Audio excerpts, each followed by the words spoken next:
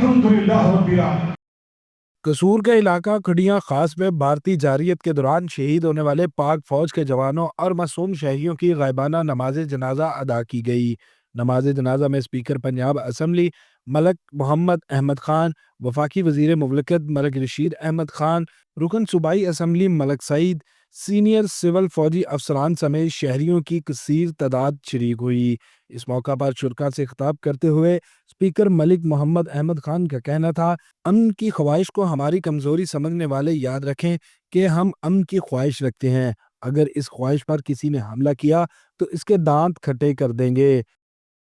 अफवाज पाकिस्तान को, जनाब army chief को, जनाब एयर चीफ को, जनाब नेवल चीफ को, पाकिस्तान की एक एक दुआ करती हाथ उठाती माँ को, एक एक बुजुर्ग को, एक एक नौजवान को, इस बुनियाद पर कि ये आज मेरी जिंदगी का सबसे काबिल फख्र लम्हा है, मैं आपको इस बात पर भी मुबारकबाद पेश करता हूं कि ना आप डरे ना आप झुके।